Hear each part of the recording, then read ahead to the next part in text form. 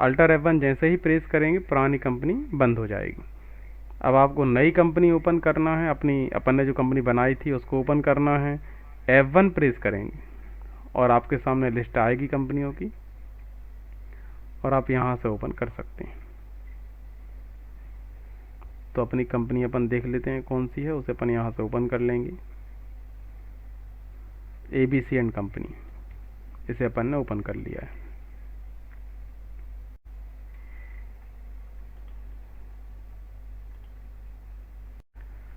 अब अपन देख रहे हैं कि लेज़र अपन ने जो बनाए थे पिछली क्लास में, कौन कौन से बनाए थे वो अपन को देखना है और कुछ नए लेज़र हमें बनाना है। तो अपन पुराने लेज़र कैसे देखें और नए लेज़र कैसे बनाएं। और अगली क्लास में आप नए विद्यार्थियों से ऐड करने, जो नए विद्यार्थी क्लास में ज्वाइन होना चाहते हैं आप उनसे बोल सकते हैं, क्योंकि अगली क्लास से हम आपको स्टार्टिंग से जो परचेज सेल्स की एंट्री होती हैं वो जिनको नहीं आती हैं वो कैसे करते हैं वो हम पूरा करना सिखाएंगे।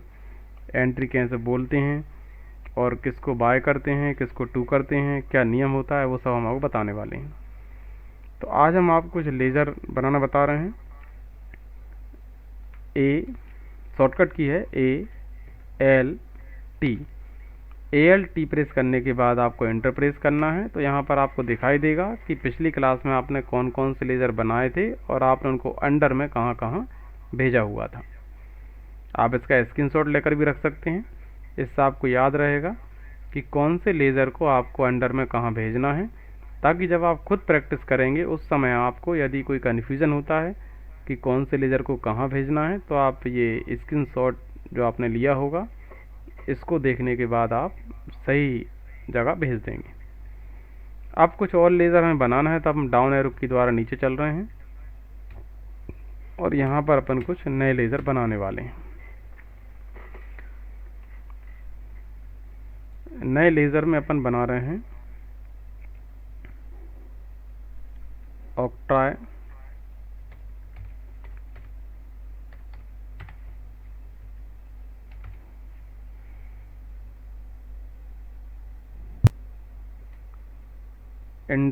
ये डायरेक्ट एक्सपेंसेस में आता है। जो फैक्ट्री में माल आता है उससे आने के पहले के जो भी खर्चे हैं, माल बनने के पहले के सारे खर्चे डायरेक्ट एक्सपेंसेस होते हैं और माल बनने के बाद के खर्चे होते हैं वो इनडायरेक्ट एक्सपेंसेस में आते हैं। जैसे कि विज्ञापन का खर्च है और अपन जो सैंपल देते हैं सैंपल विज्ञापन में ही आता है, तो ये इनडायरेक्ट आएगा। जैसे अपन एक बना लेते हैं लेज़र सैंपल अकाउंट। सैंपल को हिंदी में नमूना बोलते हैं। जब भी कोई सामान लेते हैं तो थोड़ा सा सामान चेक कराने के लिए अपन देते हैं, देखने के लिए देते हैं, वो सैंपल कहलाता है। तो ये इनडायरेक्ट एक्सपेंसेस होता है क्योंकि ये निर्माण होने के बाद का खर्च है। इसको करने और ना करने से माल के निर्माण कार्य पर कोई प्रभाव नहीं पड़ता है, तो ये इनडायरेक्ट एक्सपेंसेस में आएगा। इसी प्रकार कुछ और भी ऐसे एक्सपेंसेस हैं जिनको करने और ना करने से माल के निर्माण कार्य पर कोई प्रभाव नहीं पड़ेगा, वो सब इनडायरेक्ट एक्सपेंसेस में आएंगे, पड़ेगा वो डायरेक्ट में आएंगे। जैसे फैक्ट्रीज इलेक्ट्रिसिटी एक्सपेंसेस डायरेक्ट में आएगा, ऑफिस इलेक्ट्रिसिटी एक्सपेंसेस इनडायरेक्ट में आएगा। तो बना लेते हैं अपन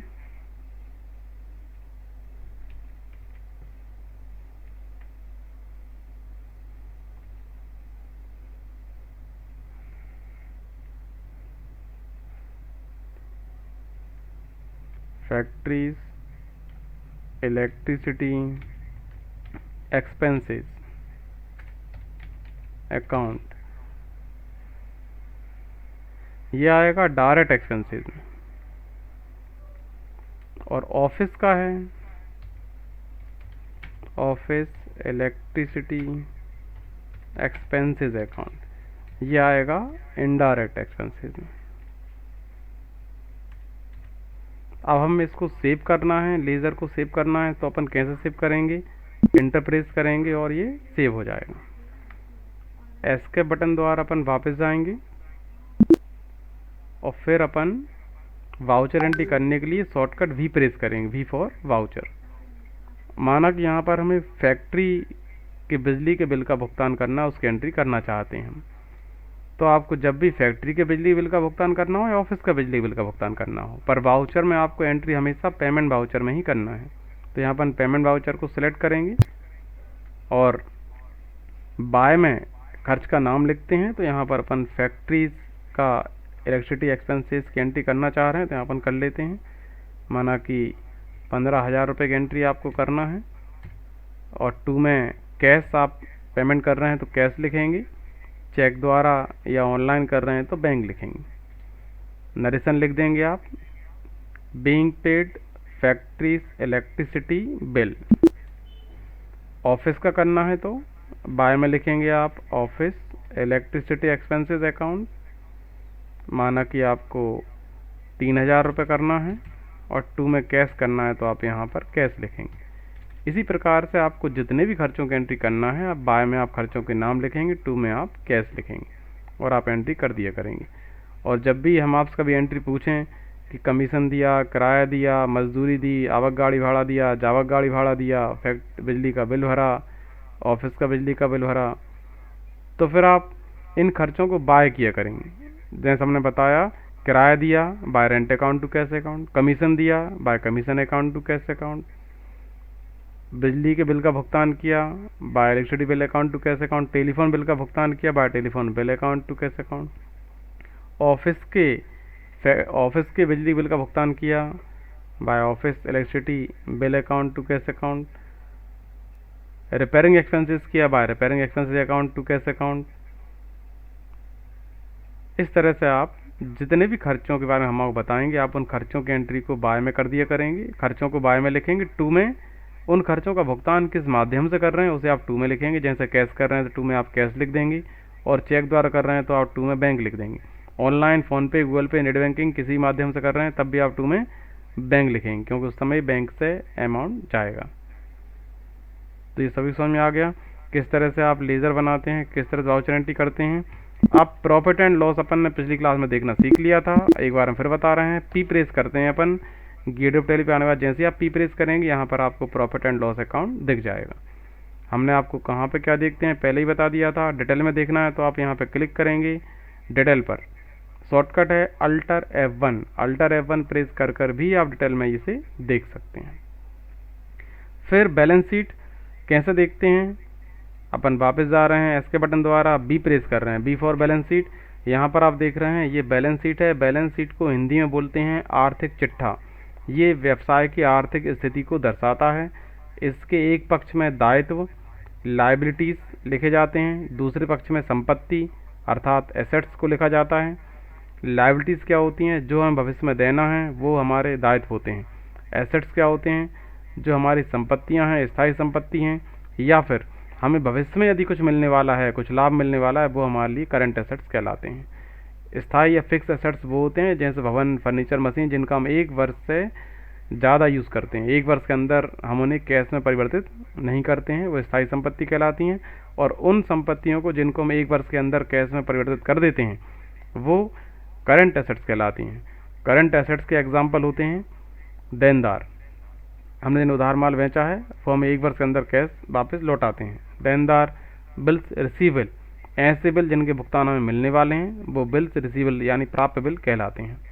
इसके अलावा हमने कोई एडवांस कोई खर्च कर दिया है, कुछ काम कराने हमने एडवांस रुपये दिए हुए हैं तो वो भी करंट एसेट्स में आएगा। सैलरी एडवांस दी, किराया एडवांस दिया, कमीशन एडवांस दिया, हमने कोई भी खर्च अगर एडवांस में कर दिया है तो वो भी करंट एसेट्स में आता है। और यदि कोई खर्च करना बाकी है, खर्च देना बाकी है तो वो करंट लायबिलिटीज़ में आता है।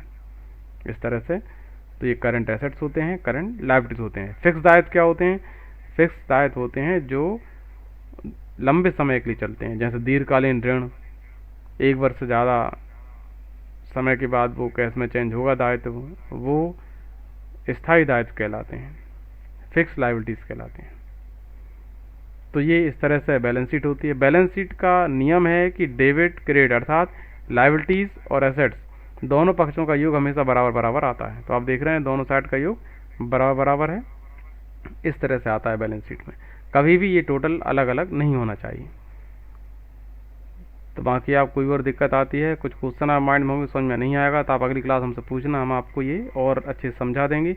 और इसमें डिटेल आपको देखना है, विस्तार से आपको देखना है, तो आप अल्टर F1 प्रेस कर सकते हैं या फिर डिटेल ऑप्शन पर क्लिक कर सकते हैं। आप विस्तार से दिखाई देगा, करंट एसेट्स क्या क्या हैं, करंट लायबिलिटीज़ क्या क्या हैं, सब कुछ यहाँ पे आपको दिखने लग जाएगा। जब भी आप डिटेल में देखना हो, डिटेल में देखने के लिए आपको अल्टर F1 प्रेस करना है। वापस कंडीशन में देखना है तो फिर से आपको अल्टर F1 प्रेस करना है, तो फिर आपको पुरानी कंडीशन में ये देखने लग जाएंगे। इस तरह से आप कर सकते हैं। सबको किसी को इसमें कोई प्रॉब्लम तो नहीं है? हम इसका वीडियो भी आपके पास भेज देंगे, तो आप वीडियो भी एक बार देख लेना। उसके बाद आपके मन में जो क्वेश्चन आएंगे, यदि कुछ आप समझ में नहीं आएगा तो अगली क्लास में हम आपको समझा देंगे। ठीक है बच्चों, अपन अब क्लास यहीं पर बंद कर रहे हैं। गुड इवनिंग सभी के लिए। Good evening sir, thank you. Good evening, welcome. Sir आप टैली की क्लास स्टार्टिंग से कब लगाएंगे? हाँ, ये जो टैली का बैच आपने लिया है, ये स्टार्टिंग से ही है। वो आपने हो सकता है 2 दिन लेट लिया हो। यदि आपने लेट स्टार्ट किया होगा तो हम आपको स्टार्टिंग से वीडियो भेज देंगे। ये सर। ठीक है, आप हमें व्हाट्सएप पर लिख कर भेजना। क्लास 1 से अभी तक की वीडियो हम आपको भेज देंगे। Okay sir. ठीक है।